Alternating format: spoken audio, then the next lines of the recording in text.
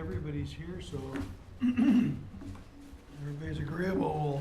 Excuse me. Get to our work here, and I think, Chris, you're gonna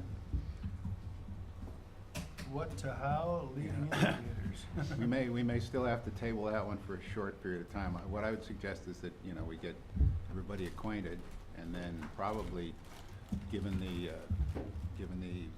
fact that there's just the four of you there, my suggestion would be maybe we spend a little time on goal 3.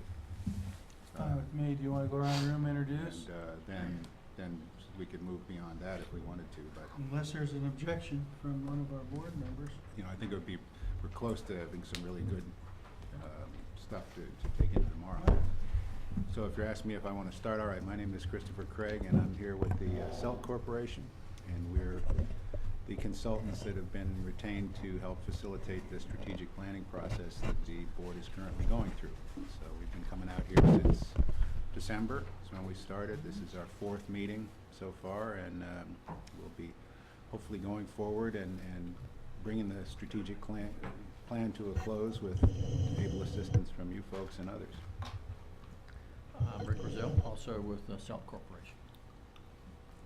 Good afternoon, I'm Lisa Eichelberg with the Department of Education. I'm the Executive Director for Finance and Business Operations. Trish Whitcomb-Sipes with the Department Special Advisor. I'm Danielle Shockey. I'm the Deputy Superintendent at the Department of Education. I'm Brad Oliver. I'm the Dean of School Education Leadership at IWU and represent the 6th Congressional District. Lynn Ritz, Superintendent. David Freitas, board member representing 2nd Congressional District. Dan Elsner, board member. In my daytime job, I'm president of Marion University. Claire Ian Green, Special Assistant to Governor Pence for Education Innovation. Michelle McCallan, General Counsel to the State Board of Education. Is Molly coming? I thought yes. Are we starting a little early? I would say we're 2 minutes early. Okay, I will text her to make sure she's coming. Although right now it's 12:40. So, interestingly, we did a lot of work this morning on our first 2 goals and then created some objectives. And they were such enriching and robust conversations, we didn't get to goal 3. So if I hear you right, Chris, you're advising we spend a little time on goal 3, talking about some objectives? Yeah, unless you folks need any more introduction to what's going on here, you were perfectly willing to jump in the middle of the whole thing and see what the water's like by watching. Would you mind putting up your template? I know this little demographic of not being The goals, superintendent. the goals piece, yeah. Had a comment about that. I won't repeat it because it was not very flattering to us poor males. I didn't get a graphic. But it was taken in good. But at least you didn't try to put a name to it. It was taken in good humor, but I didn't forget. You say she didn't link us to each of the characters? Let's go back. Come on. I didn't But put you you could in see there. her wheels. You could see the wheels turning. I can only guess. Oh, you passed it up, I think, because I think the definition of what. Do you want this slide Right here? there, Yeah. please, All just so right. our friends Surely. see that. I think it's kind of a nice, back to the birds. Yeah, that's the projector's idea. Okay, there you go. But in terms of a framework, we've been trying to follow this spine here, because one group an objective is a goal, and the other group it's a strategic priority, and this group it's a, whatever, critical path, and everybody has their lingo. This is the lingo we're following for this strategic plan. And so we want objectives. You want to talk about SMART objectives very quickly for us? Sure. The committee has already produced a mission statement and a vision statement, and I hope they've been shared with you so far. Those are sort of big overarching statements that are, the mission statement captures what the organization does, as we like to say it, what you do with your eyes open, what you do every day, what you need to do to satisfy your basic requirements. And then the vision is a statement of where the organization wants to go in the future. And the two of them give you the big trajectory of change that the strategic plan is going to lay out. Following that, what we do is work on goals, and in our mind, goals are very large general categories. Goals are sort of the big domains into which the work of the organization needs to be sorted in order to achieve that vision that's been laid out. And this group has settled on 3 goals, basically, which concentrate on students, on staff, and on stakeholders. And those are the 3 domains that they have chosen to define their work in terms of. Now, what we're working on now in each one of those domains is to clarify the expectations, the outcomes within those domains, and that's what we call objectives, and we use the acronym SMART to apply to the objectives specifically. So we want to craft objectives that are specific, that are measurable, attainable, results-oriented, and time-bound. And that's what we're working on now. We've had some good conversation, as Dan says, on the first 2 goals, which I'll put up in a second, and gotten a pretty good handle on what the objectives look like for those goals. Now we'll go on and have a discussion around the 3rd goal, which is the stakeholder goal. And what this will do is set up for the work of the goal teams going forward, because the goal team's job is to start, obviously, to inform those objectives, because there's going to be what we call lagging indicators, which are metrics that are tied to those objectives that will indicate what the successful outcomes are. And the board will need some input from the experts in terms of exactly what those indicators probably should be and how they'll be collected. And we might think about those indicators. But most importantly, what really needs to happen to fire up this process is to decide how the objectives are going to be accomplished, because it's never enough just to simply set out objectives and outcomes and stop and expect everybody's going to accomplish them. So what is an important part of our strategic planning process is the identification of what we call strategies, and these are basically actions that are going to be taken to accomplish the outcomes. And that's going to be what the real role of the goal teams are in terms of helping craft those strategies. And we also have a set of indicators that we call leading indicators, which are attached to those strategies. So for each one of the strategies that are going to be identified, we're also going to be looking at metrics that are going to help assess whether the strategies are effective, whether they're being carried out with fidelity, so that we can, the group can measure progress in that respect. So a lot of what the conversation is going to start tomorrow with these goal teams is going to be around the implementation strategies, but also a lot of help informing the board about what the outcome indicators look like, what the baselines might be for those indicators, how we'll collect them. So there's a lot of content, information, and help that they're ready to have at this point in time. And so that's what your role will be in this whole process. And ultimately, implementing this will involve, an ongoing process of making sure that those strategies are implemented, the projects that are needed to be put in place in order to make those strategies happen are planned and carried out effectively. And over the long term, to sort of look at the plan and adjust it, because one of the important points about our balanced scorecard strategic planning process is it's not a fixed document.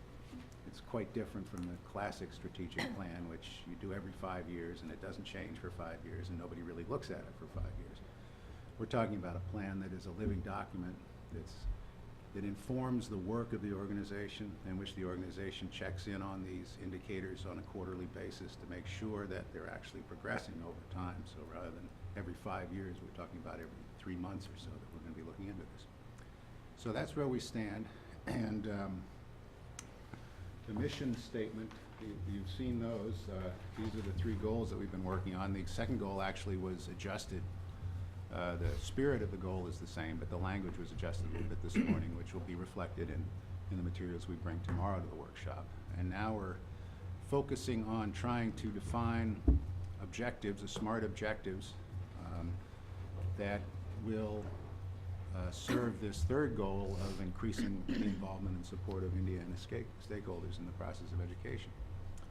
So with that, I'll turn it back to the chairman for his So this morning we were pretty informal about it.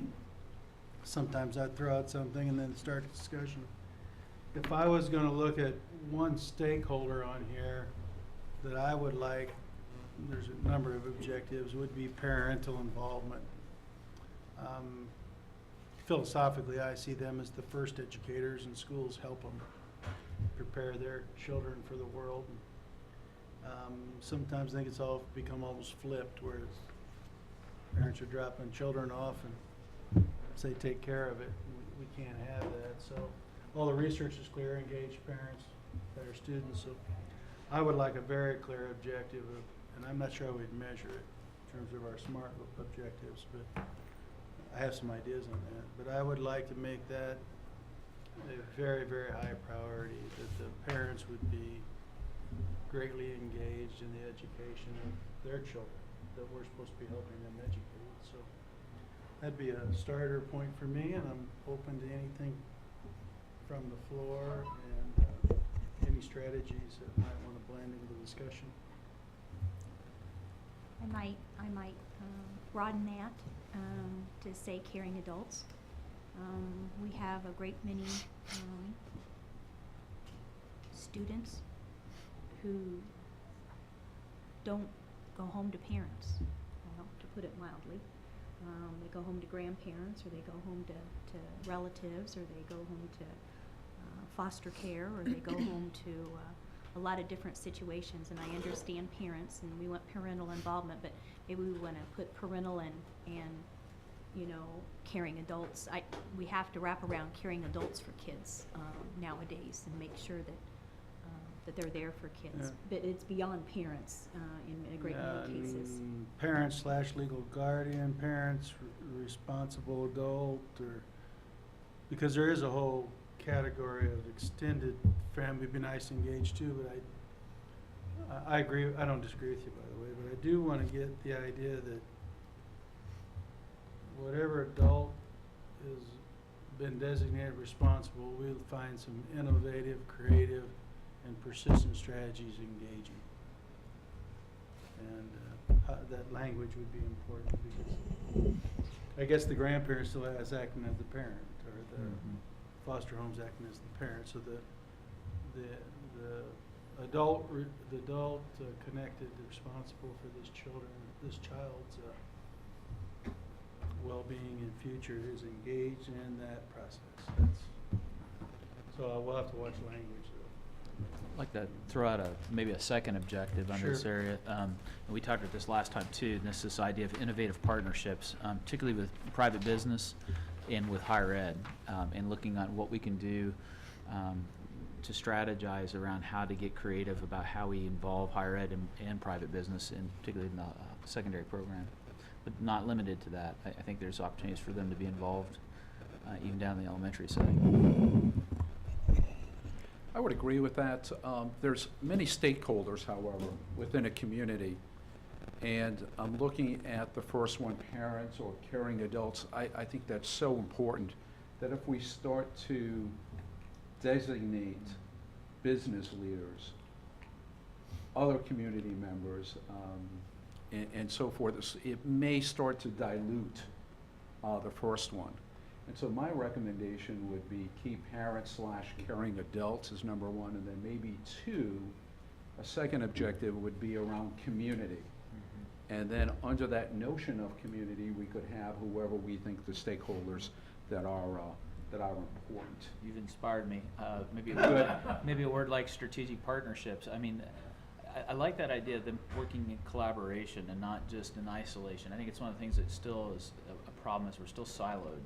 The schools have an agenda, and then the other groups that are coming to them are wanting to do things, I think, generally with them, but we've not found good avenues to streamline and create win-win opportunities. I don't know, maybe it's something along those lines, but I agree. I get what you're saying. It could be broader than that. And also in many communities, it seems to be sporadic and short-term. The community involvement, you have a business maybe donate some money. I'd like to see some kind of a strategic plan created for community partnerships. One that is done in collaboration with the school corporation and the general community among the various stakeholders. A plan that's written, a plan that is monitored and evaluated along the way. And so maybe that's part of an objective that I'm looking at. This notion that quick fix, here's some money, that's not a true partnership. That's dumping money or dumping services. And I think it has to be much more strategic and systemic within a school corporation. So I'd like to see an objective around that requires them to complete some kind of a plan that has certain ingredients that requires long-term, two-way commitment. Is that focused at the school level, at the district level? Where are you focusing that, visioning that plan to be? I guess probably if we believe that community partnerships are important to be in every school, I see it a team effort from the school corporation plus each of the schools within it to have, it could be a centralized plan, it could be school by school. But the concept being that every school should have a plan and a true partnership that's long-term, that's engaged, that's measurable in some way, and that's evaluated. I can agree, and I think we talked earlier about research. There's research around this, and I think it is at school level has got to be the focus. Not that the district can't support it. I agree. I was just going to add too that I think the thing I like about the school base is that it allows some autonomy, in that you could say we want to see strategic partnerships, but that could mean different things at different schools, and depending upon what the needs of the students are, the partnerships are going to reflect that. There could be more mentoring going on, for example, with churches and other 501c3s or nonprofits, Boys and Girls Club. Others may be more focused on a business type partnership. Others may be focused on higher ed kind of a partnership. So, but the idea is that trying to remove barriers that keep our education and our schools from reaching out. You all talked earlier this morning about doing some work at this level even to align the different organizations, stakeholder groups and that kind of thing. And I hear the same theme coming out here.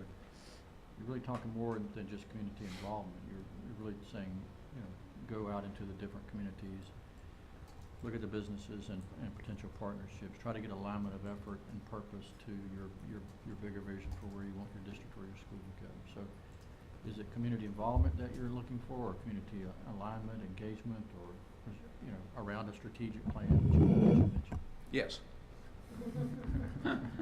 There is a national organization, there's a state organization around school community relations, and one of the first principles is there needs to be two-way communication between the community and the school corporation. Yeah. And I'm teaching the course right now at IU on school community relations, and I've informally polled the students in the class who are primarily teachers and asked them, what's your plan look like for school community relations? And plan, there's supposed to be a plan. And so we're not even at that level. And without some kind of a plan, then we tend to be reactive with our community relationships. When we need to pass a referendum, all of a sudden we're out in the community as school leaders trying to gain support. And the objective could be maybe number one in phase one is just to have a plan, and then phase two we start to implement it and start to measure it on some kind of a dashboard that they would do at the local level. But the advantages to this is tremendous, and it's really an untapped resource, I think, across the country as well as in Indiana. I've said it before, but the schools where the state interceded, and we visited all of them multiple times, either sent people or went personally, it surely seemed that the school had divorced itself from the community and vice versa, or maybe it was benign neglect. But it seemed to me the school needed a lot of support. Social service agencies, health care, business, et cetera. And then that caused to look into some of the research and even training principals, et cetera. How do you do this? It seems to be core to making a school go and making sure it doesn't end up in terrible shape. and the opportunity for going forward. The only other thing I'd throw out and get more comment, should we make the university partnership a separate? In a way, the schools are so dependent on the university sending them recruiting and sending them well-prepared, informed educators, whether it's superintendent to whatever. Is that a unique thing? And in certain communities, there's no university partner right there in the community, like I think of community partnerships. Should that be a separate objective to look at? So if you're getting a lot of teachers from 2 or 3 institutions of higher learning, and the children are doing exceptional, we probably ought to look at what they're doing, or vice versa, et cetera. So I just want to throw that in. I just wanted to clarify on that one too, in that partnership, and it could mean that. I was thinking more too about blurring the lines between the first 2 years of college and the last 2 years of high school, and the opportunities that could be created by some innovative thinking around online learning and connecting subject matter experts at the colleges in dual credit type environments, but even rethinking pathways at the secondary level that letting a leg up. So all that as well, but it still may need to be a separate, I don't know. I guess my proposal is to leave it to the local level to decide how they want to approach that. We could certainly recommend, here's a list of stakeholders you might want to engage. But I support the notion of local control of this particular plan. Let them decide if there's a higher ed institution that they want to partner with. It's a good excuse to get the talk rolling. However, if that's not a priority for that school corporation, then why should we force that on them? Second point I want to make is we always talk about how are we going to be unique in Indiana and lead the nation. I don't know of any other state who is really focused in on the school community partnership. And so this is an area I think we could really take the lead nationally in putting forth some good practices on how schools and communities could work together. And we know from the research that community involvement in the schools drives student achievement. And so if our overall goal permeating this whole plan is student achievement, I think it's a win-win for us. I think we could also take the same approach that we did in the goal number 2 with teacher effective, with the developing our talent, in that at the state level we serve as a providing the services to those on how to go about doing that. Mm-hmm. You know, making sure that they can make connections and get the service they need from the state level in order to make those types of things happen. So we could serve in the same capacity, really, at the state level in approaching both of those goals. If we provide that flexibility, then I think once we get to the dashboard and the assessments and the metrics, I think that would be common throughout the state. So we would certainly share those as an assessment instrument, or instruments is what I'm recommending. We have more than one. And that would provide some priorities that the school would have to look at. But I'm really comfortable with that, giving flexibility to local school corporations, but also have assessment instruments to monitor their progress in meeting some goals that we would create. I like the idea of the State Department, Governor's Office, whatever, providing research, what do the best ones look like, et cetera. But there's another realm on this that's very important to consider in that scale, and that would probably take the governor's involvement. But if as a state you're going to market yourself to global corporations and innovators that want to collaborate, density is important. You got to pull some theme together. And then you create the connections and then the priorities. So if you wanted to talk, it's hard for IBM, Roche, Lilly, for STEM to talk with 50, 60, 100 corporations. It's just not real practical for them, and they think scale, okay? There might be very well a role, but I don't have it thought through all the way, and I haven't really talked to the powers that be about it. But I like scale if you want to get a big time say you want to write ExxonMobil and want to do something on STEM in the state of Indiana. Well, a bunch of districts can write and get 5 or 10,000 a pop, or the state could do something big with a big vision. And this is going to be a partnership. This is a big vision about whatever.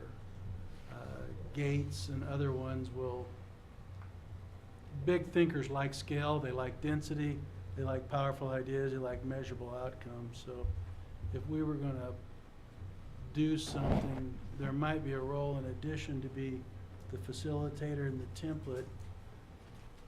But if, again, I'm not trying to give people jobs that they don't want, but the idea of a vision where we would go collectively and try to do some things that are cutting edge and making a big difference by, they have a lot of talent in these big organizations nationally, and they have a lot of research of their own. How could we engage in that? So I would want to think somewhat collectively as well. Maybe it's by county in some instances, maybe it's by the state. Doesn't preclude what you were talking about. Does not preclude, it's in addition to. Well, and it could even be your modeling here, what you will happen in the individual district, where, you know, here you're partnering, you're identifying partnerships to further your strategic planning along, trying to get the various stakeholder groups that are statewide to adopt a similar set of goals or objectives. Yeah. That kind of stuff. So you're trying to get that same kind of alignment here. At the same time, you're trying to get the districts to do the same thing. Yes and no. It's just real important, at least my experience in research would even tell you this. A local principal that's in next to the Children's Bureau, now it's Glick Family Service Building down the street here. The schools close to that need to have some relationship with that facility because they're going to send children over to them. And they're going to need some relationship with IU Health. They're in the neighborhood. And then, so that's kind of a hands-on, we have crime down at the, you know, and then you need a relationship with the police. We have people trading drugs 3 blocks from my school. I want it stopped, all right?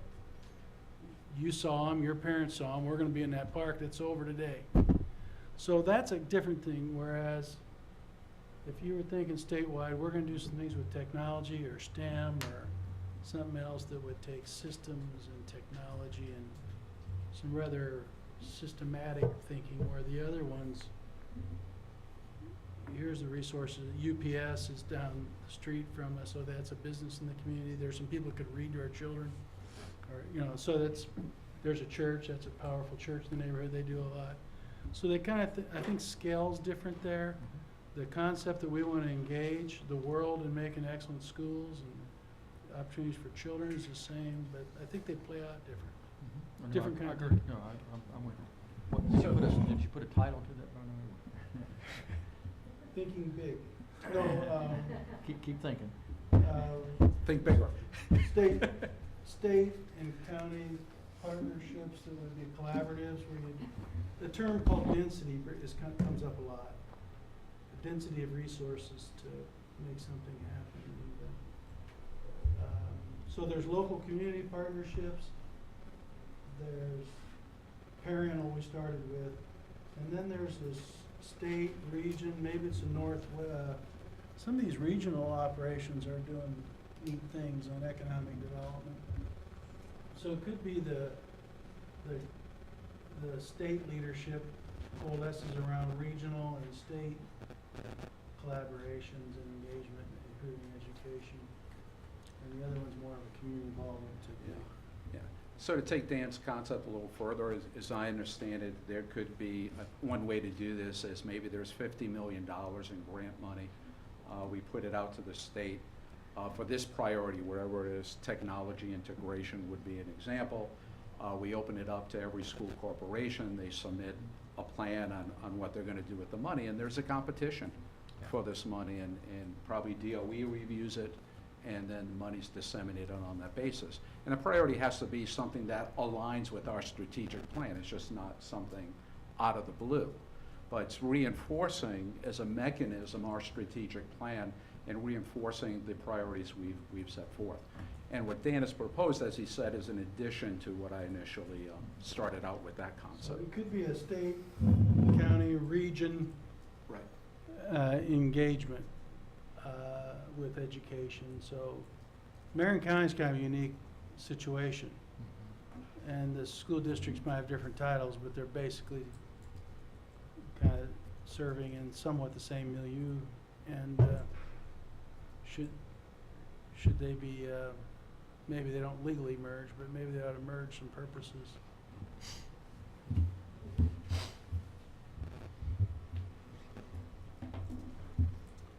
Any of our friends that are on the table have thoughts, please? We're just having a nice conversation. It's kind of a kitchen table conversation. Dr. Freitas, I would Yes. like to know, are you using the community in schools model, or is there another model that you're using in the classroom for teaching? The school and community model I'm using primarily information and materials from the National School Association. And there's a disjoint between the national organization and the Indiana Association and what's happening in schools. And so we talk about a gap in achievement. There's a huge gap at what should be happening and what we're currently doing in Indiana and probably the other 49 states. So there is great opportunity there, and it will have a great impact on schools and communities. Obviously, this is very similar to what we heard in the focus group sessions for those stakeholders, a genuine hunger to engage in K-12 and be a resource for schools. And there are many examples of that happening already, but somehow making it a little more strategic or holding up examples where partnership has worked very well to support students and teachers at the school. So I could see this plan coming up with something to really provide good, smart assistance to districts that we can customize depending on, are they urban, rural, suburban, how large are they, et cetera. I don't know if you have models from other states with which you've worked that you could provide to us as well. So I'm hearing possibly sort of 4 levels. I'm not trying to force this into any kind of mold. This is actually what I'm hearing. I've heard a parent, individual guardian. student Go ahead. connection. That one-to-one connection between the individual student and the responsible adult. I'm hearing another level at the school level, with the immediate local community plans for that sort of engagement. Clearly, we've talked a lot about the state level engagement with the density piece that you've been talking about. I'm not sure whether there's also a level at the district level that you might think about as well, whether it'd be interesting to, what roles do the districts play in this? You can't really leap over them to the school part. You will have to kind of work through the districts in order to put those school engagement plans in place. So would you see sort of a separate effort at the district level, or putting the district in support of the individual school plans? Seems to me the two kind of structures that come from it. Based on what I propose, I see the school corporation and the schools working together.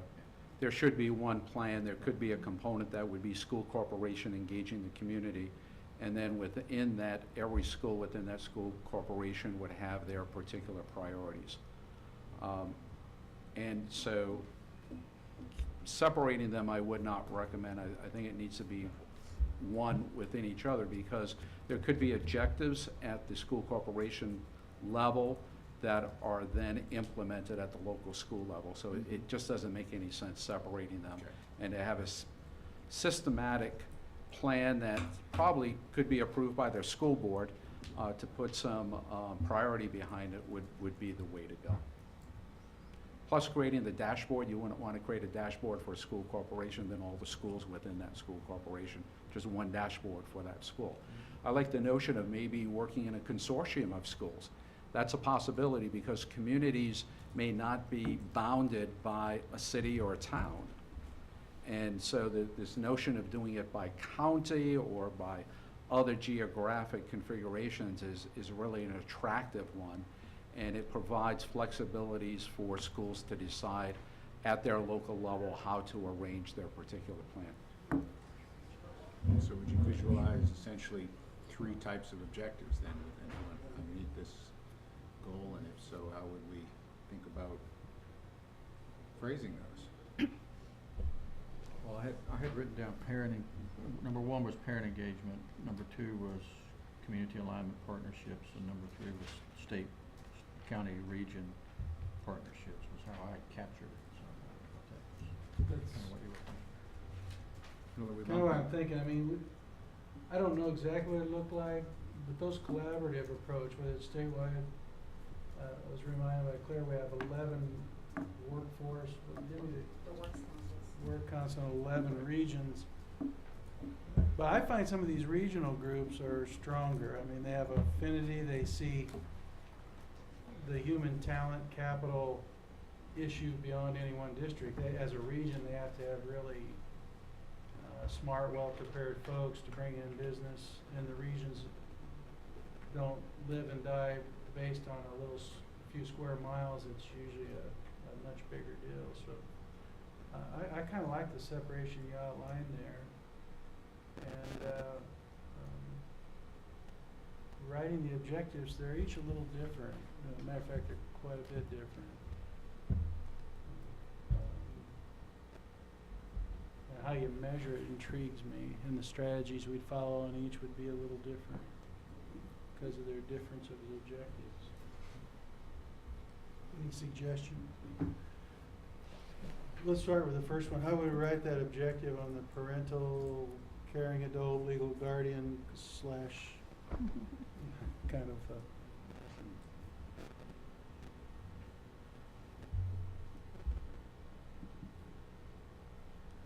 This is another one where I want to think about how we think about we word that, because I'm fearful if we just said we want to increase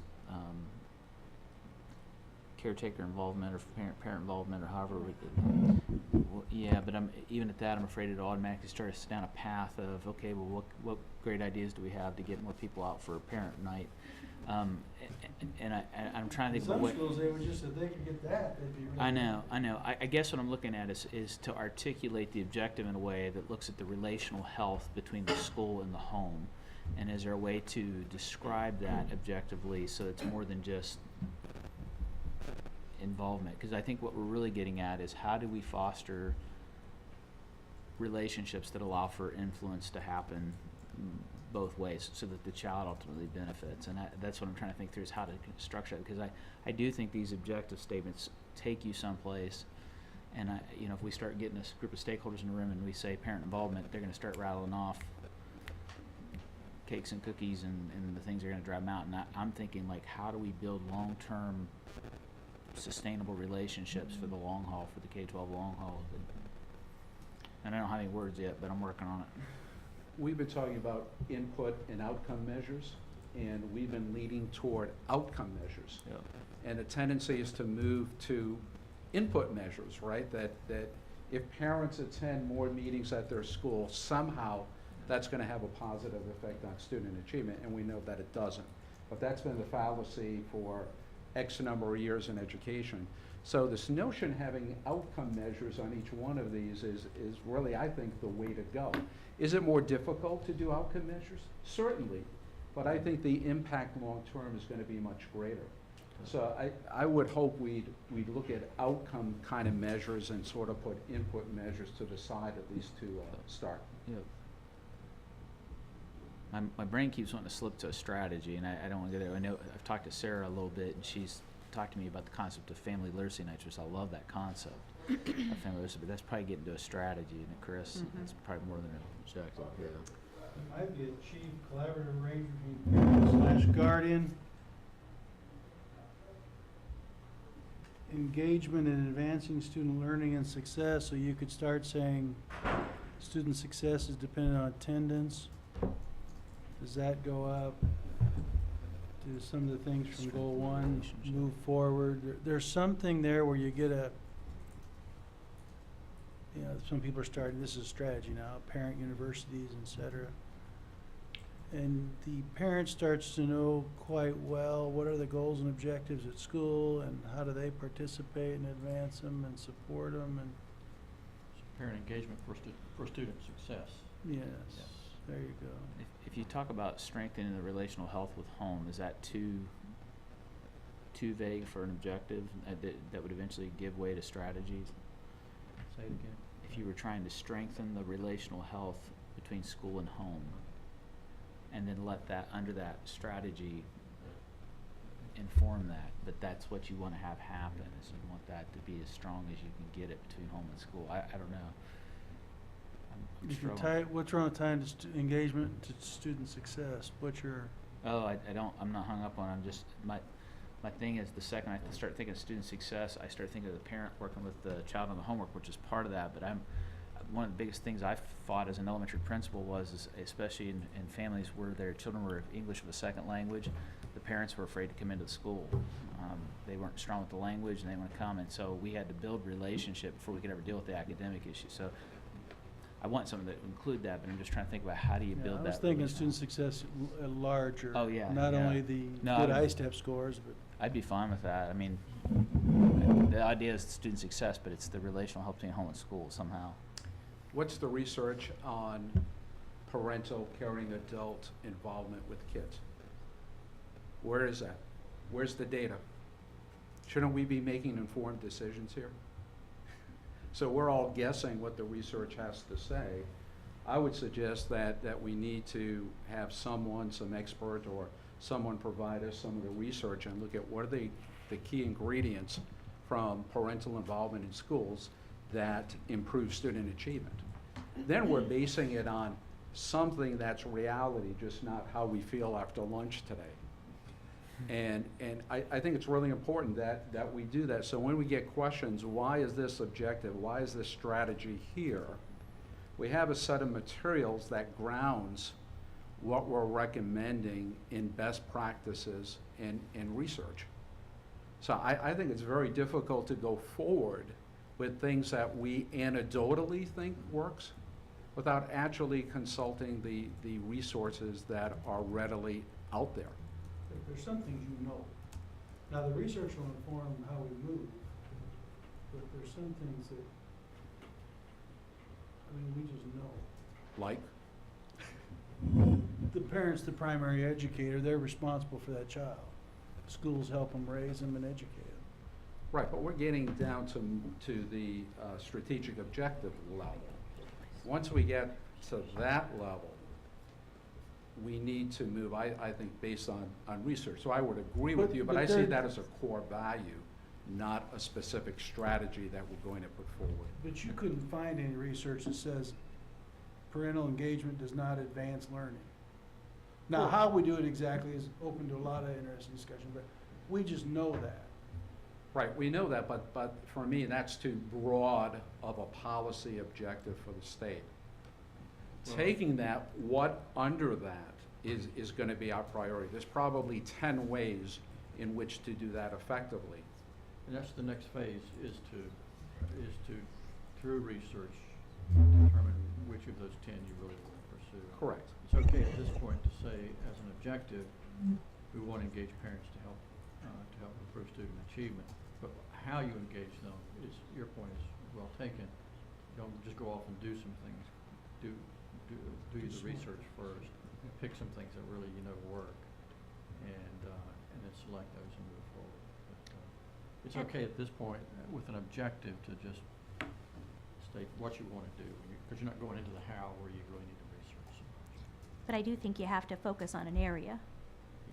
So if you want to focus on literacy in the home, then that's where you will do your focus, and let it be one focus. Because once we get into the broad spectrum of just involving parents, I mean, Brad's right. You get the cupcakes and the bake sales and the, just showing up. And what we really want is we want engagement with their child, and if we pick literacy, that's something everybody can understand, something that we can start to build on. Something we can actually send home materials with kids to do with their families. I mean, something that you can actually engage in on a systematic way. So I think when we set these kinds of goals, I think we also need to set a focus. If we want community partners, what do we want community partners for? What's going to be our main focus for that to happen? So and keep in mind that it is about the student.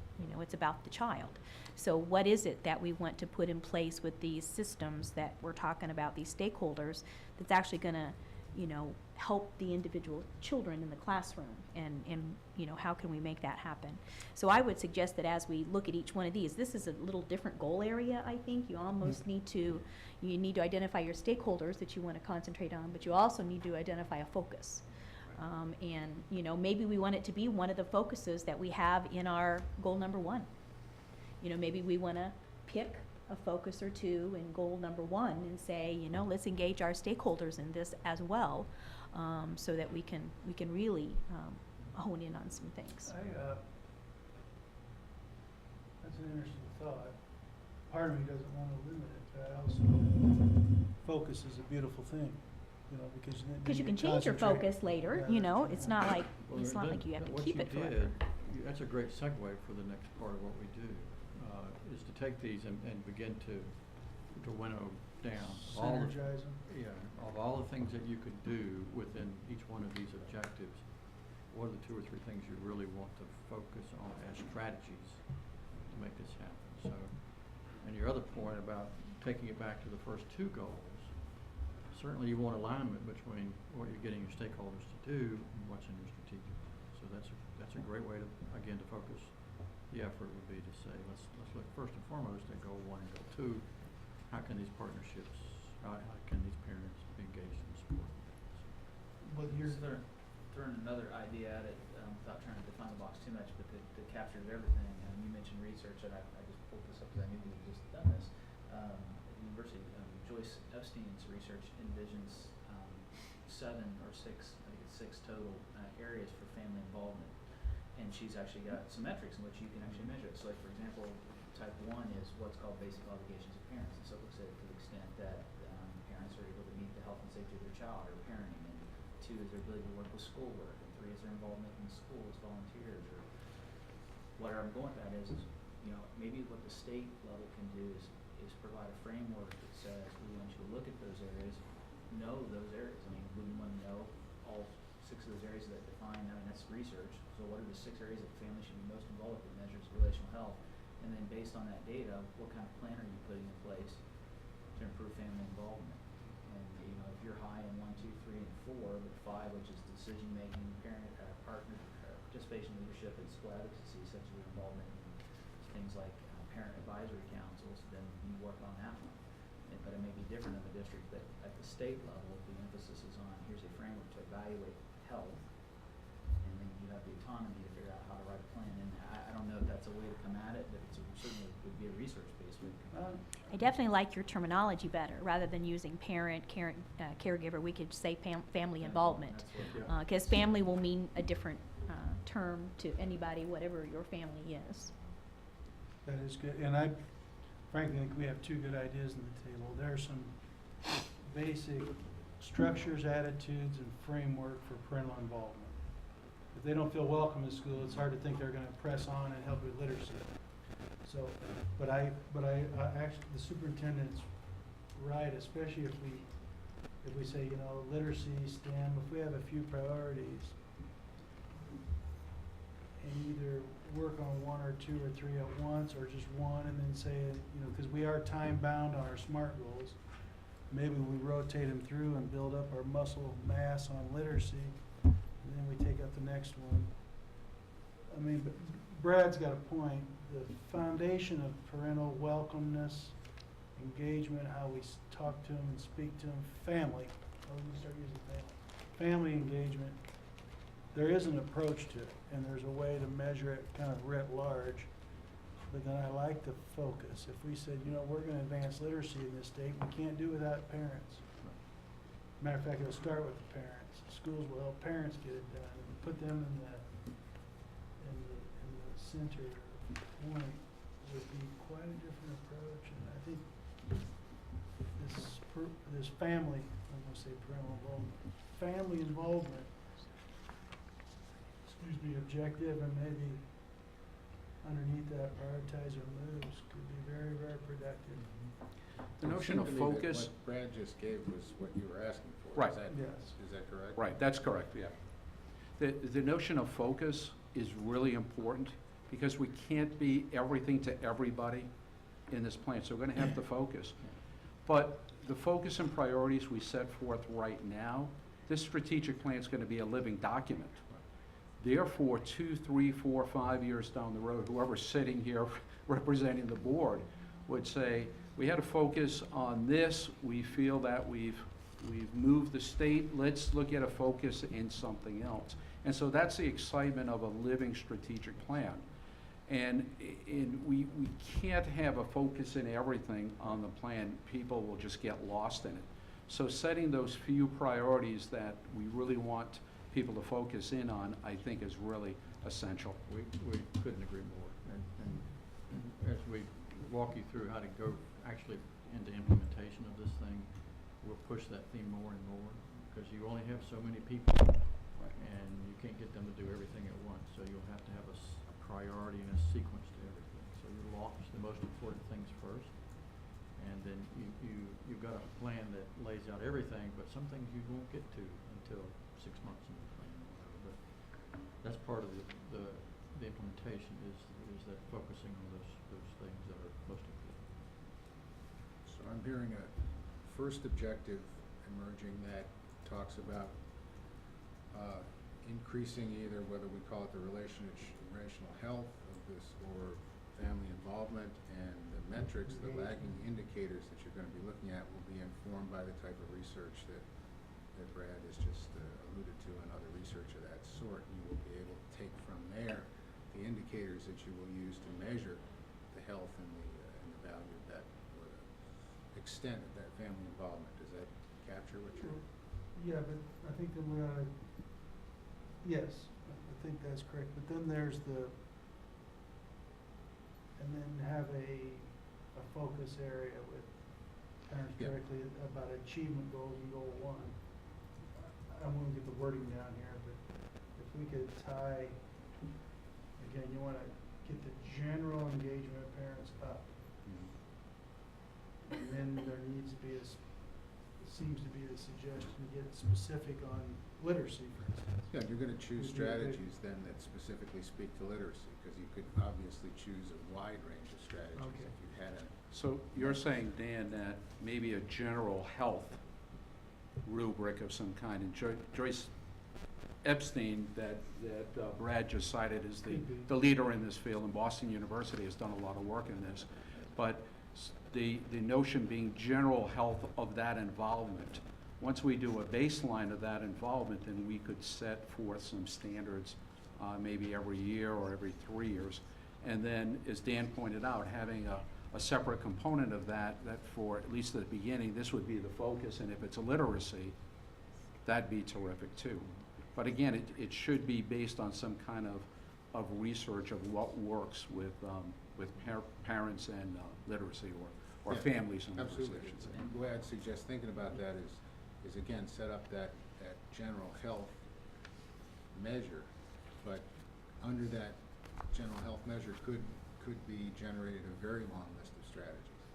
And I think what I'm hearing you say is that you want to pick a focus for those strategies initially, so that you aren't trying to boil the ocean, but rather saying, and the advantage there is that you're already talking about measuring literacy in goal 1, so you'll have that metric to be able to talk about the overall outcomes of that focus that you're going to be carrying on. But the question will still arise, okay, if we're focusing on literacy, what are the strategies around parental involvement that will increase literacy?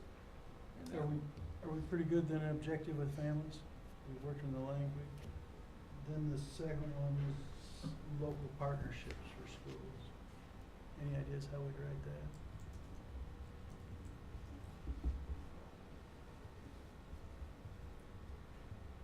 Is this what we were talking about, trying to expand it to just let them define the partnerships, or? Yeah, that So was. it's communities and schools is the. That was my recommendation at the beginning, is to put forth an objective that will require every school corporation or in a consortium among various school corporations to create a school community partnership plan that would have certain kinds of things in there, including assessment, continuous assessment. And that would provide flexibility for each school corporation to decide how they would develop that. And each school within that school corporation plan would be included, as you pointed out before. And their plan could be a little different, but yet aligned with the school corporation's plan. So that would provide a lot of flexibility to the school district. I think that's good, because we're getting a little prescriptive with some of the others, which I certainly support, but this would be wide open for school corporations to have some ownership. So your objective would be to have plans in place with certain criteria? Correct. And then essentially the business of measuring the effectiveness of those plans would be left to the assessment pieces in the plan, which would be one of the criteria that you're... Correct. The plan must include an assessment, and then I think at least at the beginning there should be some kind of a review process. The objective could be that in the state of Indiana, there's school community partnerships formed to advance learning and student success. And then you could put out a leading indicator, how many districts and schools actually have a plan. And then you could look to ones that show some relationship, and yes, there's probably a way to do this, obviously, through a research model. So how does it change attendance? How does it change graduation rates? How does it change the attitude of the teachers in the building about not being abandoned, that the community feels like they own the school? I mean, there's a lot of ways to probably measure success of it. I don't think there's any denying, though, it works, right? Yeah, one of those criteria could be what the superintendent has said. It's got to be substantive. Can't be the bake sale or the parents group's going to build a fence at the elementary school. So I think we need to provide some guidance as to what we're looking for, what would be acceptable. Another criterion would be it's got to be long-term. Another criteria it's a two-way communication engagement process. So we could probably sit down, a few of us, and list out some of those for you. But I think it's critical to provide that guidance. And that could even be handled as you put together the implementation organization. That could become a project. In the same sense that you have ongoing projects now around standards, around assessment, and those pieces. This would be a smaller project where you would find a project manager and put together a team and say, all right, once you develop the criterion, rubrics and those pieces. It's an area already that's probably not well defined, but it's an area already in school improvement. And so perhaps that's the arena we want to put it in, where it gets a little more developed within that process, and then we certainly then would have a mechanism by which to look at it. But it's part of school improvement that's not what I would call real fleshed out. Typically schools will just list all of the partnerships they have and just list all of the events they have, instead of really fleshing out, what a quality partnership really does do for the students at the school. Yeah, so, but we have a mechanism, I think, already in place that could start to work on that. I think that's very important, because one of the things that was in the back of my mind while we were discussing this is, not one more plan.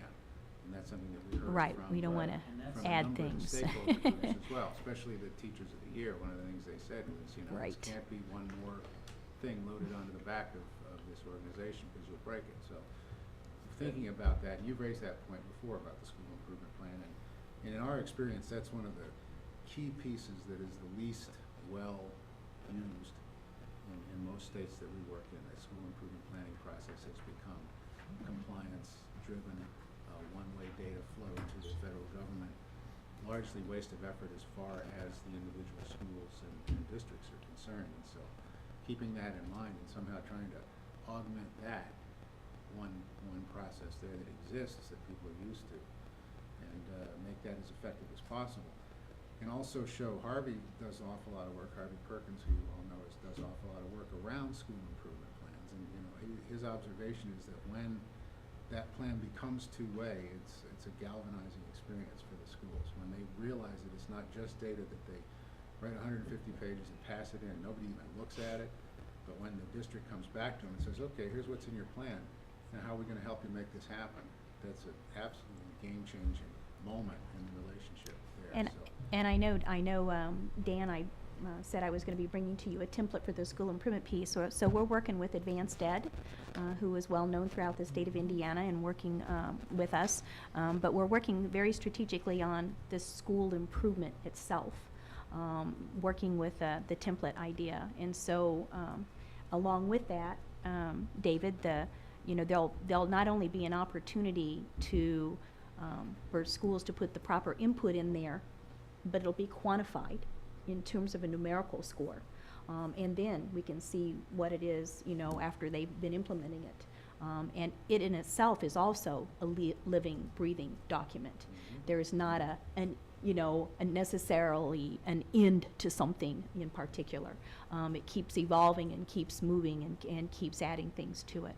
Along with that, the outreach that we put in place, you will be able to pull up segments of that plan with any school that they go visit and be able to actually see what it is they've got going on, what's in place already, where there are the community supports that we can go put in. So this is an area in which we can work within that kind of parameters to really make it what we want to make it.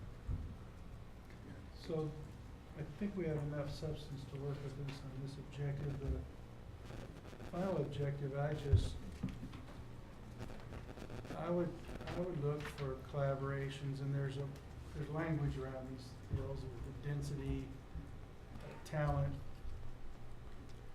connections, communications. I don't have it memorized. Density is always the first word they talk about.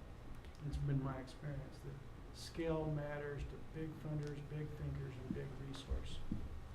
And so if we could, I think we have to get involved in a discussion with folks that would have to accept this objective and not impose it on them, but say, should we be looking for regional and statewide efforts to engage state and national, maybe even international initiatives to improve student learning and student success?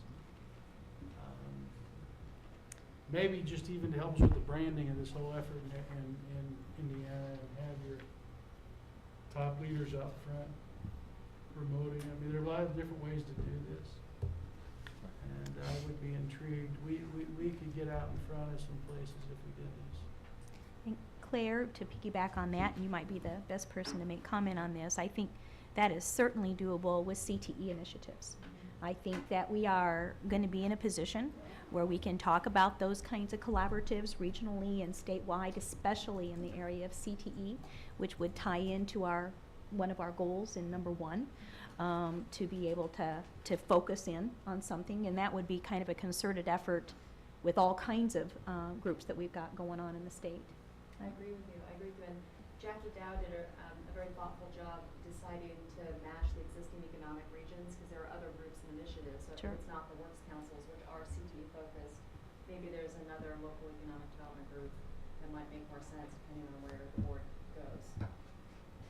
So, And our outreach is closely aligned with that as well. Okay, and So- outreach coordinators sit on all of those works councils. Correct. so you kind of get the drift of what we're wanting to do there, but it should be attached back to some big thing we want to drive here. It could be the branding, it could be the STEM, it could be literacy, certainly, because there's literacy taught in the workplace, vocabulary development, a lot of interesting. But if you had the governor on through, key leaders, et cetera, on the same page and message around this, and resource concentration, I think we'd find some interesting things we could measure it. How'd you feel about And this is the objective under which would fit the work that's already started with the stakeholder groups that we started in February, and that ongoing piece. I think that's where that would The live. state chamber and the city chambers, and especially regional chambers, I think you'd find them all. Yeah. I think they'd bounce in on it. They're looking for a place to plug in, frankly. We give it to them with this.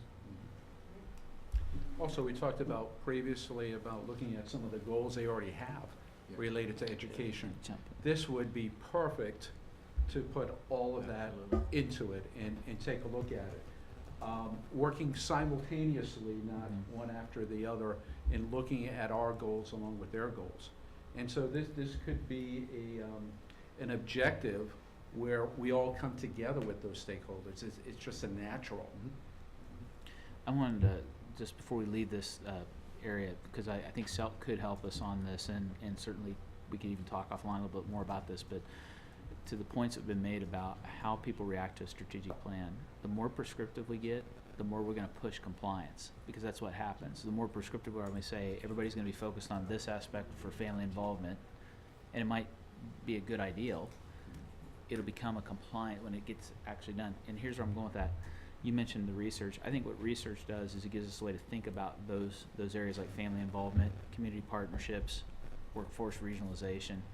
And if you can find a research piece that helps us think about that through certain lenses, like Epstein's work gives us 6 lenses to think about family involvement, then you can build leading and lagging indicators. And the reason I'm going there is because then you get ownership, because the state's not prescribing. What they're saying is, we want you to look at family involvement through this research lens, collect your evidence, and develop a plan where you know. And for the state, the benefit is if we collect that at a state level, we then find out where our economies of scale are and who does this aspect of family involvement that's around parenting extremely well, and what is it they're doing that their numbers are always through the roof. So if we could find a piece of research that gives us a conceptual framework, that's the term I'll use, some kind of a conceptual framework on which we can build leading and lagging indicators, it creates the opportunity for us to put it in a strategic plan or a balanced scorecard in a way that's not so prescriptive that says everybody has to have a parent night.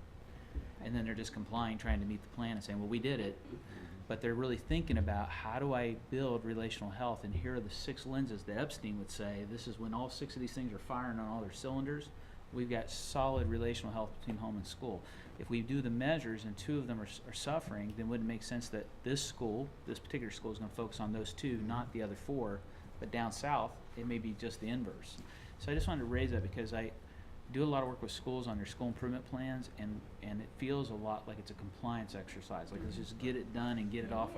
And I really want to see us model at the state level what we want them to start doing in their school improvement plans, so that we really see it become improvement.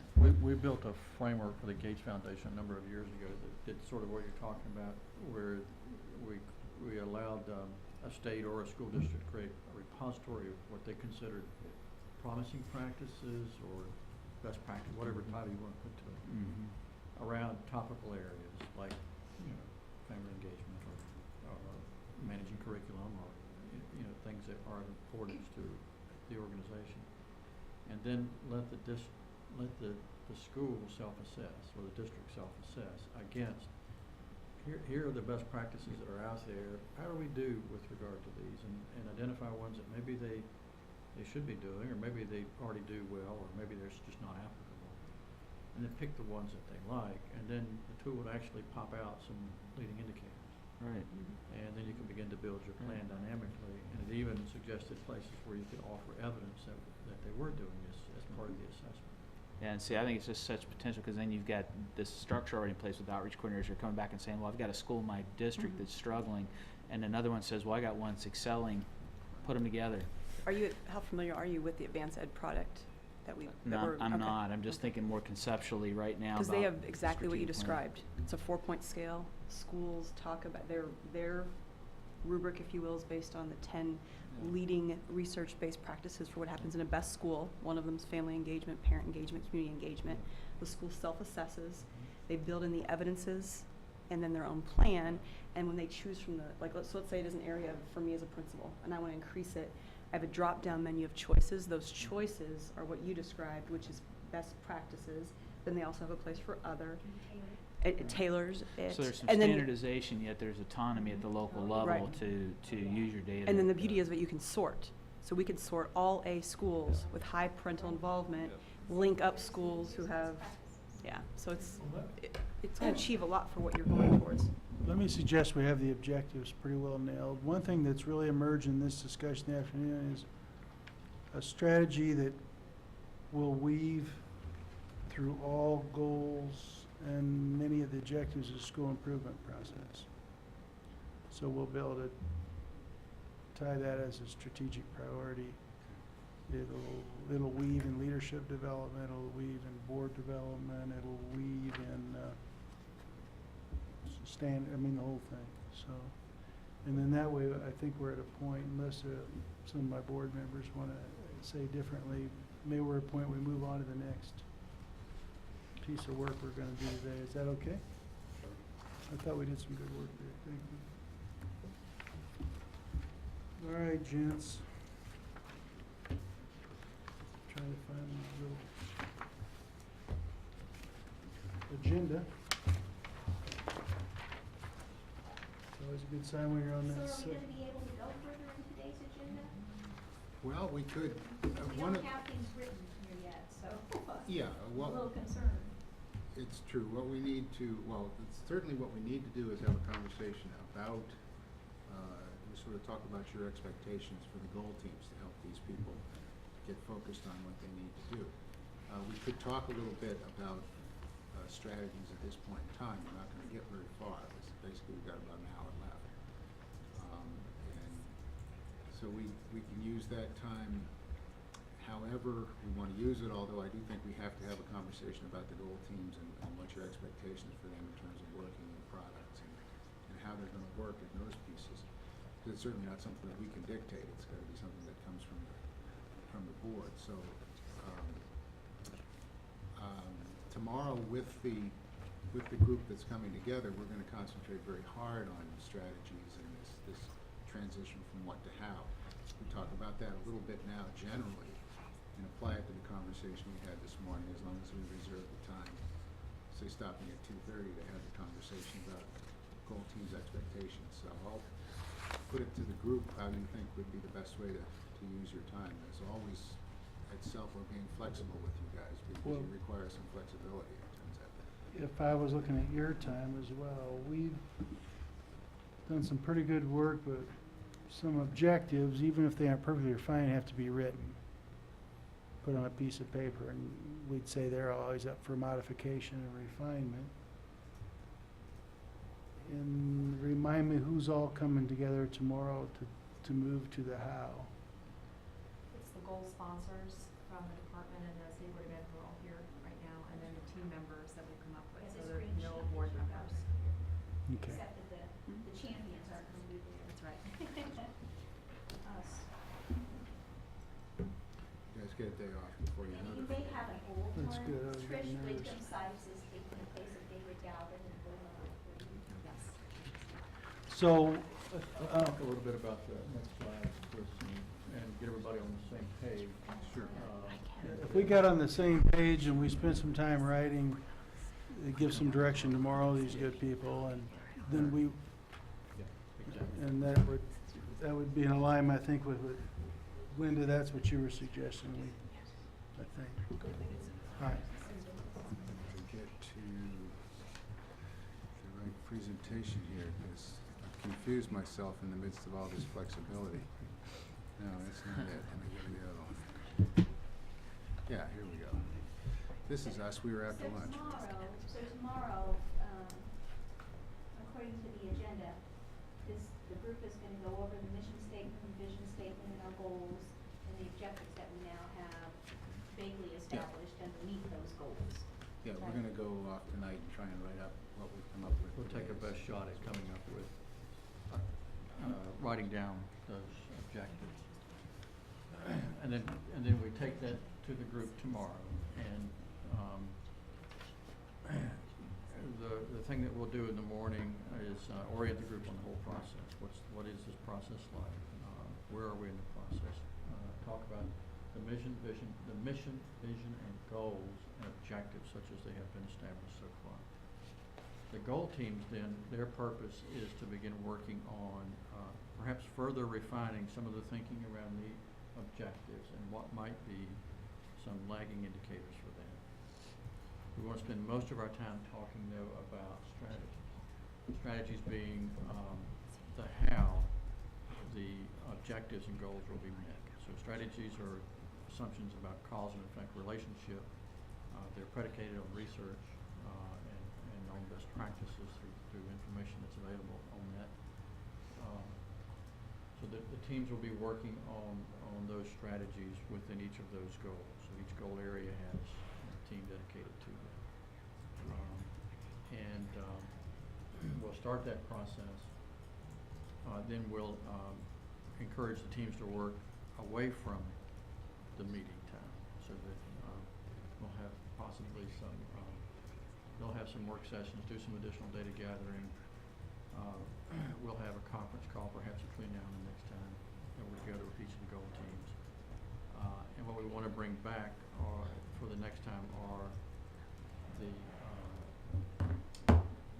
objectives that are better fleshed out, some strategies that go along with that, and perhaps even some suggestions around leading and lagging indicators to this group for the next For session. the April meeting. For the April session. And It won't be done. I'm And sorry. we want to keep in mind, and I know Brad mentioned this several times, to not limit yourselves to thinking of lagging and leading indicators based upon what we do now. Yeah. But really talk about strategies and what might be developed as a result of the strategies. And So the that data that we don't limit ourselves to just what it is we're doing currently. Yep, that's great. Yep.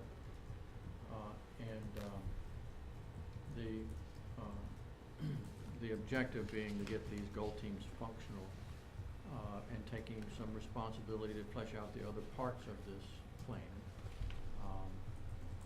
And eventually what we'll do, once we have all the strategies, or the initial strategies, you're never done, right? It's an ongoing process. So strategies are things that you think are good ideas, but as you begin to implement those strategies, and if you learn they're not such good ideas, you adjust or change. We'll get the teams to also look at what projects they launch as a part of, you're going to implement strategies. You're going to put in place a rubric for how you assess, the strength of family and school ties. That may mean that you have to have a project to solidify the templates, do professional development on how they're used, and those kinds of things. So we get the goal teams to work on the projects, identifying what those projects are, not to work on them, but identifying them. Then all that comes back to into the oversight process for launching the projects in sequence, depending on your priorities and your relative importance.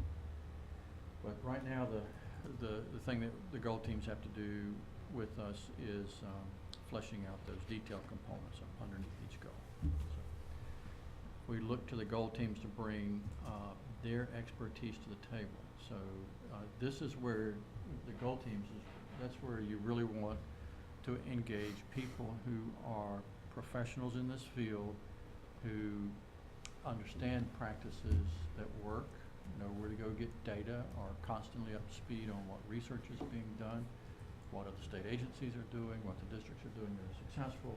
You want those folks engaged in setting strategies at this point, and bring those back to this group to be vetted. All right. I think, what's the next slide, Chris? Well, we're going to talk about strategies, Yeah. specifically and what they are. And this is something that we've been on the verge of a couple of times already and haven't gotten to yet. And we'll go into it in more detail next time. But I think it's one of the real key pieces to the process that we brought, our strategic planning process, is exactly what these strategies are and how they're different from objectives and why they're so crucial. Again, as Rick said, basically strategies talk about how you accomplish the what's that you've laid out in the objective realm. And as he said, they're best practices. One of the key ways that I evaluate whether something is a strategy or a objective, in other words, a what versus a how, is this business of can you make a budget for it on the back of an envelope. If something is actually a real strategy, a real implementation strategy, it shouldn't be too difficult to figure out what it's going to cost you. Because that says to me that you're describing actions, you're describing behaviors and work that needs to be done. If you think about it in terms of the examples that we have, all these objectives that we've talked about this morning, I would challenge any of you to give me a rough budget on what it's going to take to do those. You really can't do that. But you can talk about, for instance, a project to create, a school improvement plan. You can even figure out what it's going to cost you to put, a new assessment in place once you have the standards in place. These are good examples of strategies for that reason. So one of the things that we really want to stress about is this what-how distinction. That one of the weaknesses we've found in much strategic planning work is that it stops with a description of what. So those are your vision, goals, objectives. And the problem with it is they don't give you a clear action plan. So they don't tell you how to do it. In point of fact, there's another sort of subtle problem that I'll walk you through a quick exercise to talk about that. But basically, in our terms, the lagging indicators, the objectives, goals, the vision, those are the things that are the what's, but they don't help you manage progress. If we accept the fact that this is a change management process, and what we're doing here is change management, you don't know what to do to manage that change until you've gotten to the strategies. And that's what Rick's talked about, the strategies, the projects, processes that you put in place. And those are characterized by clarity of plan, clarity of action that's described. That's where the leading indicators come in, is talking about those pieces that you're going to do. And what's crucial about them is they do two things. First of all, they allow you to get consistency of results, and they allow you to plan and manage short-term progress. So one thing I'd engage you in, I've done this a few times to make this point, is, bear with me for a minute, it's an exercise. I don't have a big marker, but I'll write this on my penman stuff. What I want to do is I'm supposed to say good meal. I'd like to collect from the group your ideas and characteristics of what makes up a good meal. So just throw out words to me that you believe describe what a good meal is. Tasty. Tasty, okay. Nutritious. Nutritious. Plentiful. All you can eat. Served in a timely manner. Good presentation. Plating. Free. Free. There is no such thing. Where's our economist here? Have you not learned your economics? No such thing as free. At the right temperature. Okay, temperature is important. She's so much more tactful than I am. Other characteristics. Served. Served.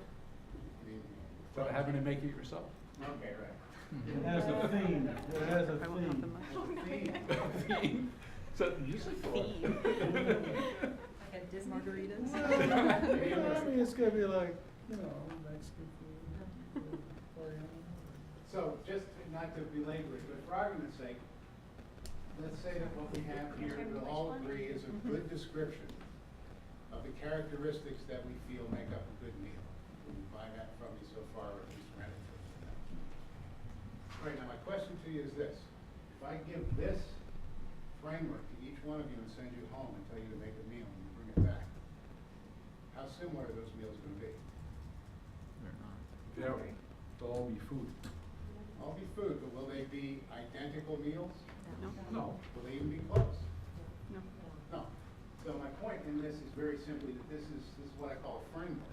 Okay, frameworks are very useful. Your objectives that you provided are frameworks, all right? And they're clear, and we can understand that we could probably evaluate a meal that was brought in and say, does it meet all these criteria? What it won't do is produce a predictable result. All right, so my simple point there is to say that the framework shows you the end result, but it doesn't tell you how to get to that end result with enough specificity to expect some sort of consistency in behavior. If you want consistency in performance out of your organization, you probably have to go beyond frameworks. Let me ask you to think, another thought experiment. Just visualize how you're going to get home after this meeting. Okay. So our objective is getting home. Okay. Now, you're all going to know when you're home whether you've succeeded or not, correct? But let me ask you to think about what are the specific things you're going to have to do and concentrate on in order to get home. And what are the ways that you would assess whether your trip home was a good one or not? And I would argue if you're thinking about that, you're probably not thinking about home necessarily. You're thinking about a number of things like, you know, driving, catching a plane, getting there on time. You know, for Rick and I, it's a matter of, you know, are the flights out of Indianapolis going to be on time this trip? They haven't been any of the other trips so far. So. But, you know, the weather looks pretty good. By tomorrow night, it should still be pretty good. So what I'm driving at there is that your strategies are how you're going to get home. Where's my car? park? You know, I've got to get, and the metrics you're thinking about is, can I get to my car? Is the car still there? Has it been towed? Is it going to work? Do I have enough gas? All these things that you're going to have to think about in order to accomplish the objective of getting home. And simply stating that our objective is to get home is not going to give you any kind of specific information about how we need to get home. So that's really, in a nutshell, in 2 quick exercises, what we're talking about with strategies. Strategies are the hows, are the specific steps we're going to take. I can't tell any of you how long it's going to take you to get home, but if you sat down and explained to me what the steps were you're going to have to take, then it would be easier for me to say how long it's going to take you, how much it might cost you, and all these other specific things. And that really is the essence of the difference between a strategy and an objective. So again, just the goals and objectives that we've been working up until this point talk about what we want to accomplish. The next stage is to specify how it's going to get done. We're going to talk about what actions are going to be taken, figure out what the budgeting is going to cost, and in the end, the only way to manage change is to look at those hows. And to go back to Brad's example from this morning, Wooten wouldn't look at the scoreboard to manage his game. If you're looking at the scoreboard, you're not looking at your players. Any more than when you guys are headed home, you're going to be staring in the direction of your home and hoping that that'll get you there. You may have to drive in the opposite direction for a while. You know, it's the same question with dashboards. When people talk about dashboards, when you drive your car, do you stare at the dashboard? And I think the answer is, if you do, you probably have a lot of accidents. What you actually look at is out ahead and not at that dashboard. Dashboard's useful, gives you that information, but in the end, when you want to talk about managing change, what you have to manage are the hows and not the whats, because otherwise you have meetings where you come together and I characterize it as putting your grandkids in the back of the car, or putting your kids in the back of the car and heading for grandma's house. And what do they say the whole way? Are we there yet? And that's the only kind of conversation you can have in an organization that tries to manage what's, is a conversation around, are we there yet? Are we there yet? Are we there yet? It's not a very useful conversation in terms of actually accomplishing change. So that's really where the strategies conversation comes in. That's where you folks come in terms of fleshing out those strategies. So that sort of sets up to talk about what sort of strategies might make sense. And again, I'll ask you all how you'd like to spend the last 55 minutes we have here. So, sorry. Sure. Can I ask a quick question? Chris, just for tomorrow, just so I understand, I get the team leaders are here. Is it the same group that weighed in previously on mission and vision, and are we gonna have those same stakeholder groups back tomorrow? No. Okay.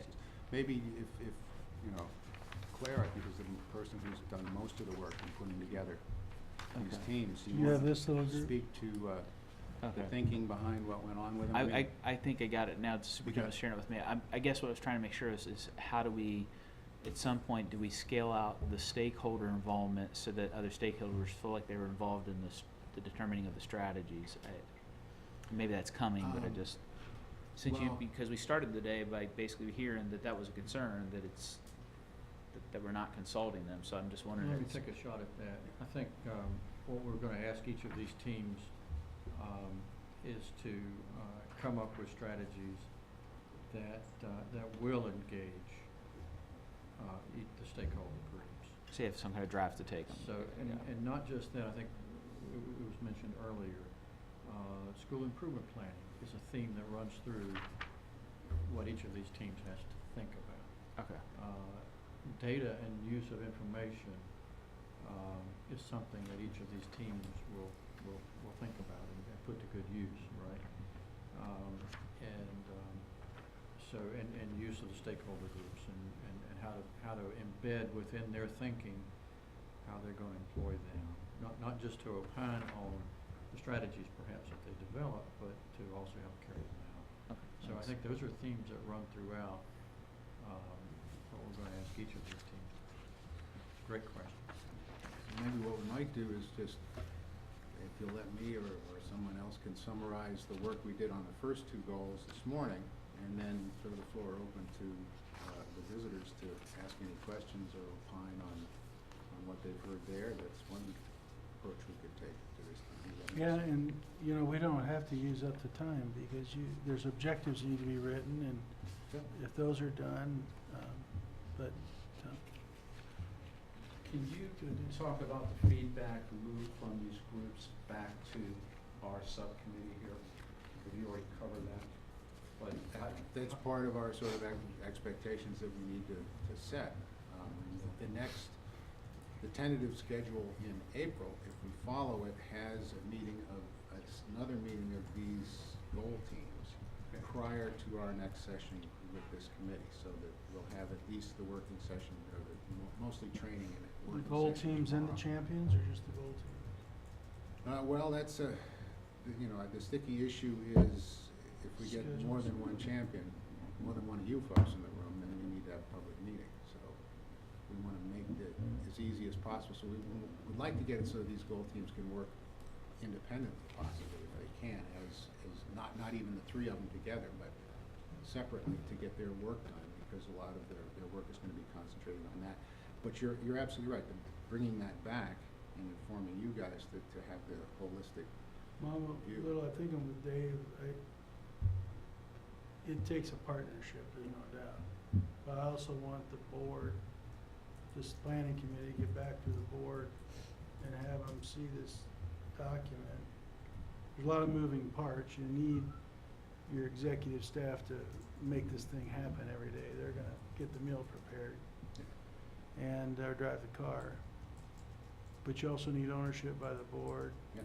And that form, and then these stakeholders. So there's the doers and the proclaimers and the people who want to assist in proclaiming and helping the doers, and they all want to You want all be those to right. align. We want these folks to be singing off the same. Actually, I want to be mindful that April's a very, very busy month with skaters. So. What? So. And Molly's on 2 teams. I don't know how she's gonna be in both places. Yeah, I'm just. Sorry, Molly. I'm just looking at April going, I don't know. So, it'll be good to get together tomorrow and start thinking about it, and they can start going off and doing some things even on their own and coming up with some things, but, actually having solid meetings, being able to get that done before we get standards approved might be pushing it, I just. So I guess my question is, when will their report come back to the strategic planning group? I said April, but That's an open question. We need guidance on. I mean, to be honest, because we don't really know the restrictions in terms of time. I mean, we're perfectly aware that, March, April, and May are getting increasingly full in all school systems. I like May. We're also, we have, expectations in terms of the end of this process and coordinating with other students. So in some ways, it's a decision that we can help implement whatever works for you guys, but we're kind of loath to talk about a schedule because we really don't know what all the moving parts are. But without talking timeline, just talking process. We would bring- Process is you'll come Yes. back to this strategic Yeah. planning group before it goes to the full board. Oh, yes. Oh, yeah. Oh, yes. Oh, yes. Yeah, No yeah. question. Yeah. Yeah, Yeah.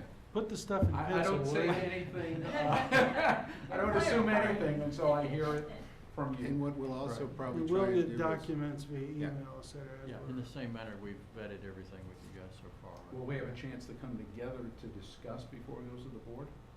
Is that the intent procedurally? Right now we have a committee meeting planned for April, and then it would come to the board in May, so I think it kind of depends how much progress is made in April if we have to schedule another meeting.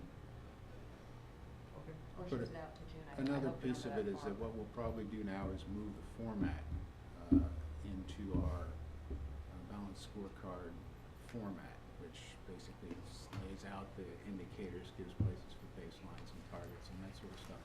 Didn't do it this week because we really weren't advanced far enough along, and that format's going to take a little chewing on to get used to and see how it works out. But it's a format that will capture on a front page the mission, vision, goals, objectives, and also guiding principles if you decide to do those.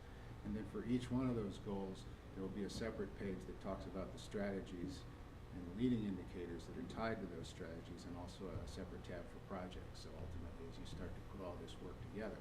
The reason we separate it out that way is many organizations make the decision to only publicly release the first page.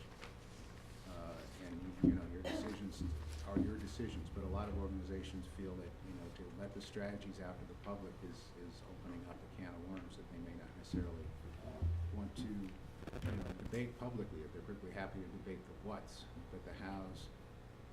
Now, that may be a different situation in terms of your board decision, and again, it's a policy decision that you all have to make. There's no reason not to release it all, but districts often don't release the strategy simply because they don't want everybody down in the weeds there, and that's the thinking behind that. But so it's a flexible piece. You can release as much as you want. You can release it in stages, but it's designed to capture on one view the what's, and then separate views of the hows for each of the different goal areas.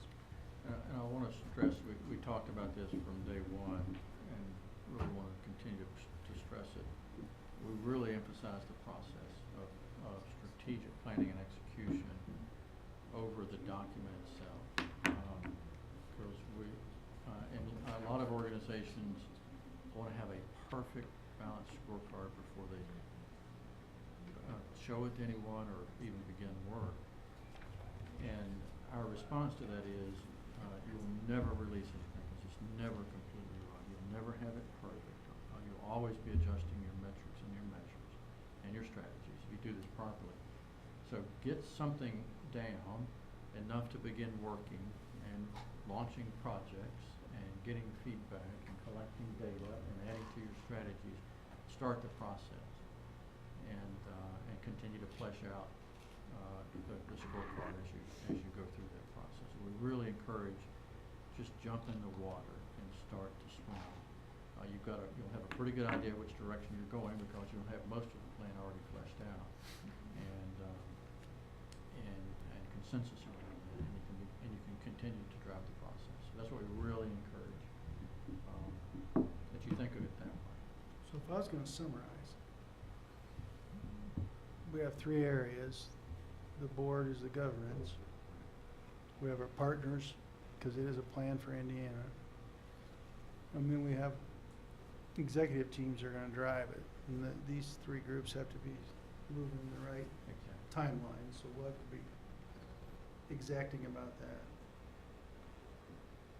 If we have to take a little more time, make sure we have it right and people are getting input, because the way Brad proposed today, actually our stakeholders would get some input about how would you measure this and then how would you get there. That doesn't mean they get to tell us, but Right. And then we could even add a third, based on your own strategic plans, how do you think we should measure this and how do you think we should get there? That kind of kills 2 birds with 1 stone. We had a discussion this morning that as we create this plan, we ought to know what the other plans and juxtapose, see where measurements and priorities are aligning, and you get natural partners. So that matrix, so if it takes us till June, I'd almost prefer to get it right.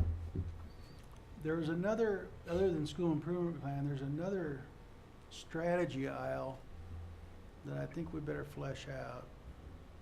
And I don't know if we've got to get some consultants in, or maybe someone to be a lead. There might be some pro bono help here, but to me, the marketing communication strategy and tagline on this effort will be as important as anything we do. In other words, if you really want it to come alive and say, this is what we're doing in Indiana.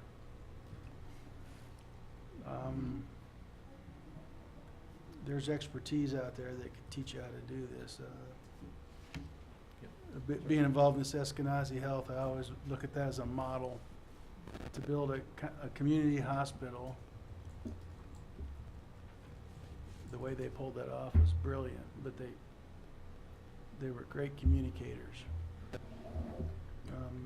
And this in the past has been kind of left a lot of good ideas in the State House parking lot if you can't market it. And the educators are going to need some marketing if I understood that there's, and then the community groups want to get engaged And they're willing to help with that effort. they want to help. You There's can funders who need to get the message, and it'd be great to have coalitions, coalescing and cooperation, a lot of C words Yeah. around a focus, see if we couldn't really plow through, break through some great achievements. Does that make it, is that about, Yeah, we need a media plan, and everyone's agreeing here that, yes, we do need one, but I don't hear anyone saying, yes, I'll take responsibility for coordinating that. And sometimes I sense we have a lot of great ideas, which we do, but that next step of actually getting it together never happens. And so not that someone has to raise their hand right now and say, yes, I'm gonna get together with the leading businesses in Indiana to get a marketing plan done, but I'd like to see some group, maybe, I Let don't me know offer a who. suggestion. Yes, what would be a Goal suggestion? 3 team, stakeholder team, Stakeholder team? would be a logical place to suggest to them that part of your strategy needs to include a marketing component. And engaging, one of the first partnerships that you might create is that partnership to do the marketing. Who's doing goal 3? It's us. Oh, congratulations. Us, I say us. but actually, this, the mark, no, but Dave, I would say this, like some of the other strategies, like school improvement, it's gonna go across all 3 goals. Mhm. So this almost sets over here like a whole strategy part. I mean, I'd be pleased to work on it too, but I think I wouldn't wanna take the goal areas off their goals, cause this is almost a different animal here. But what I was saying, Dan, was your point, which was get a partner, business partner, to come in to help you do a marketing plan could be something that the Goal 3 team could focus on. Now, the marketing plan would engage all 3 goal teams, Yeah. without question, right? Yeah. But as far as securing that partnership and beginning to leverage, because remember, that stakeholder team is gonna leverage those partnerships to meet all the other goals. Yeah, I You just see what I'm think- saying?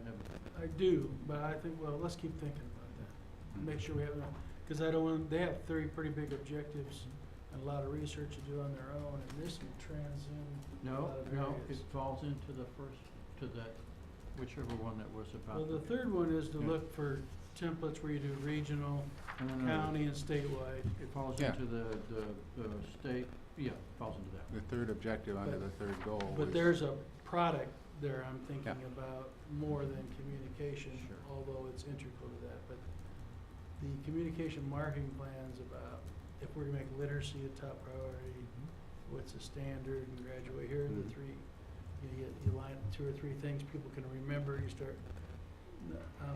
Matter of fact, the more I think out loud, I think this is a separate, it participates in that committee, but let's think it through. Sure. Another way to think of it, and I think the way Rick and I are sort of instinctively falling towards it, it sounds to us like a project, in the sense that. Sounds to me like a big project. A big project, yeah, but projects are different sizes, but it would be the type of thing that you would select someone who was a, project manager to make sure it happened, and to create a plan for getting it done, and that plan would come back to whatever the oversight piece is here, which is another thing that I think that the board in general has to struggle with, is what does the structure look like that's gonna be pushing this thing going forward? If you all are essentially stopping your regular convening when the plan is finished, whatever that means, then who are the people that make sure that a project like a marketing plan or some other projects, big projects like that, get completed, get planned and carried out? Who are those people gonna be? But I think Rick and I both are visualizing it initially as a project that would be set up more than likely underneath that third objective and the third goal. Yeah. And certainly it would be something that starts with the entire strategic plan as an input, and then works towards a marketing plan to make that come out. But, there's no reason that you couldn't look at it as either a separate project that sat outside the strategic plan, but I think the point being that it's something that has to be defined as a specific piece of work, and sort of chartered as a specific piece of work and pushed ahead as a piece of work, and Because it not an transcends a outcome. lot of goals. Yeah, and- but it's not an outcome. It's a means to an end. The implementation it prompts a lot of questions, because even how you set up your agendas, Yeah, we're jumping ahead where to you put that. your resources, Yeah. where you, How do you align the skill budget with sets, the yeah. goals? We have a suggestion for how to do that. Okay. That's where we try to make this is where the transition between all the good thinking that you've done so far and making it happen is where most organizations just fail. Right. So we've spent most of our time actually perfecting the next phase, which is how do you take an idea like I need a marketing plan and make sure that doesn't fall through the cracks. And that's the oversight role that comes next. How that is structured and you all's part in that is real important, and the role that these people play in that is real important. So that's the next key piece. So, and we're thinking, see, we've done this 100 times. We're already thinking ahead to where would we put that request that you just had so it doesn't fall between, because I'm real sensitive to what you said. Great idea, but I don't see anybody standing up to the bar. If you don't hand it off to say, okay, this one's yours, it doesn't happen. So that's, we're thinking ahead. I'll be a board champion if you need one. Is there anything else for the good of the cause? Well, we didn't give them a chance to ask questions. Let's ask questions. I have one question. So the feedback that came from the stakeholder meetings, do the goal team members need that for tomorrow? I don't That'd be think, helpful. yeah, I mean, we can, if we can get emails, I can send that stuff out. Okay. Not sure you need it prior to tomorrow, but you certainly will need it. As we go forward with Yeah, our you will work, certainly right. need it, and also Okay. the other, probably not so much the objectives piece, because what we'll try and do is finalize that Mhm. and not give all the background. We'll bring to you a rewritten set of objectives, the new goals, and all that other sort of stuff. But you make a very good point about certainly the Goal 3 team could use a look at that. Mhm. And what that is simply just to let you know, I don't know if you know the background on it, but on the 7th of, I guess, last month, we had a couple of stakeholder sessions, and there's a document that collects, Harvey Perkins and I ran the sessions, we collected our thoughts in about 3 pages, and then there is another 18 pages of written responses from each one of the stakeholder groups that came, talking about the 3 questions. So we will definitely make sure you all have that material. But you're working the objectives that we discussed today, yes. Yes, we're gonna go home tonight and try and put those Yeah. together in a piece and bring them to you tomorrow so that they'll have something other than a long rambling list of notes to look at. We'll be as organized as we can. That's a good question. Training and us and facilitating tomorrow, is there anything that we ought to hear as sponsors from the members of the committee that are here that you think they need to communicate to us? Well, I mean, I think, as I said, I think the main thing is that everybody's clear on the expectations of how this is gonna work going forward. And it's, something that Rick and I can't really dictate. It's something that needs to be decided between the board and you folks, really. Is, things about meetings and those expectations. That's the most important piece. We're gonna provide the information that is needed, and we'll provide the piece of the strategic plan to get them started on the strategies. But how that, David's question about what's gonna happen and how's that gonna be brought back to this group here is something that I think is still a little bit open. And I think it would be helpful for them to know that, what those expectations are. So anything more that you all can tell them about it, or, something we can. I would say it's important that goal teams understand that this isn't just go away and think of some neat things to do and then you're done. It's you want to go away and think of some things that are neat things to do, then we're going to do it.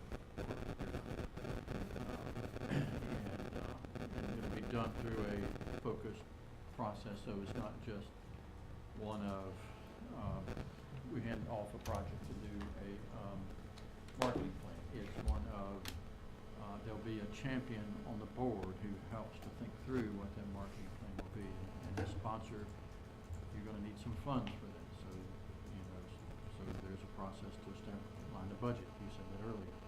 There's a process to make sure that every project that gets launched, it's clear that what needs to be done, so that you come back and actually have an opportunity to ask the board, when you guys were dreaming up this objective about what was going through your head? And so there'll be that opportunity for that dialogue, so there's not the traction lost between parking lot discussion and legislative parking lot and the actual handing off of the project. So just know that as you're thinking about these things tomorrow and in the weeks to come, they're really things that you want to go away and do, and that you believe you can make happen. So, and but you'll be around to help make it happen. So that's the way we structure this. That's when we put the goal teams together, we did that with the notion that those teams would have ownership of this going forward. So ownership, participation, is a collective ownership. Not just here in Indianapolis, but out in the field with our collaborators. Watch what you put down, you just may be doing it. That's what I was, yeah, that's, he said what I said, just a different way. Yeah. That was the short version of what I said. And will you want the goal sponsors to come back with some specific suggestions and ideas for the next meeting? I was trying to think about, especially these guys working on standards. Sure. Yeah, we can talk about We what. might need to stagger. Mhm. The timing, you mean? I mean, that's part of what we have to talk about tomorrow is what's doable and what these groups think are doable and just generally get your ideas. And we'll continue to coalesce these things and bring them together and report them back and provide them to you as fodder for your work. We I do think know they have real full-time jobs. Although, saying that, if you do strategic planning, you commit to it, there is in a way, there's a organized abandonment of some other activities. There should be. Because if you just say, well, I can't do these strategic priorities because I'm so busy doing my stuff, well, your stuff has to be this stuff, and then that ripples through a whole organization and affects districts, should affect higher ed, it should affect the community outreach guy for big corporations. The CEO is gonna say, no, this is part of your deal. That's what we want to have happen. Yeah. You know, I think, given your expertise and full-time operation, I'll leave that one to you, Glenda. You'll be the board champion for But that. this is a crucial point that you're making. I mean, most of the places that we've worked, somebody comes up with the idea of what they call the plate committee. And the plate committee is the committee that takes stuff off people's plates when they're putting stuff on their plates from the other side, you know? It's a great concept. It very seldom gets carried out. I mean, Superintendent Fritz makes a very good point. And part of the ability to make this succeed is the ability to actually, as leaders, come through with that and say to the people So that you you're come tasking. in with a nice Mexican meal and they throw chow mein in the middle. Yeah, but when you're tasking, you Ruins the know, theme. you're tasking those people to do Where's work. my thing? They have to be supportive, you know. And You the can't just add food more gets cold demands. because they mess it up. Well, you know, part of the marketing plan could very well be with our legislators as well, because if we all, to the best of our ability, signed on, maybe we could get some of the wandering, because, you know, they have constituents, and if they could be helped sell them, these are the priorities, maybe we could actually provide some leadership and direction and prioritization to those good people. They have a mind of their own, and they have different bosses, but, which they should, but if we could help them, maybe. Anything else for the good of the cause? You're also very generous. Good time, thank you. We got a lot done today. This meeting is adjourned, correct? I hear no objection.